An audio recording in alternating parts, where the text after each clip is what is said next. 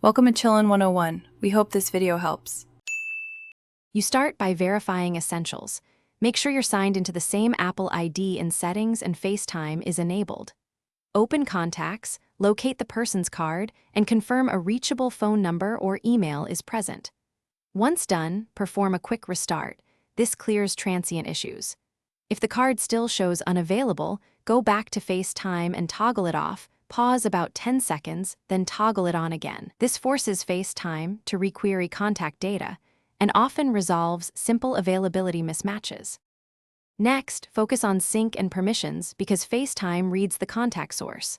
Open Settings, tap Privacy, then confirm contacts and FaceTime have required access. Once confirmed, force a contact sync.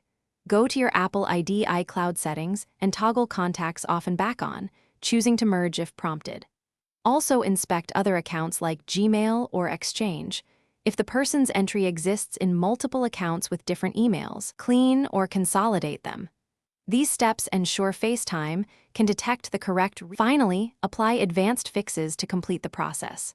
Update iOS to the latest release because FaceTime behavior improves with system patches. If problems persist, reset network settings to clear cached connection data. Note this removes saved Wi-Fi passwords. Remove and recreate the contact card or sign out of FaceTime and sign back in to force a full service refresh. If none of that works, try the contact on another Apple device or check the Apple ID reachable addresses. If still stuck, contact Apple support. Troubleshooting tip.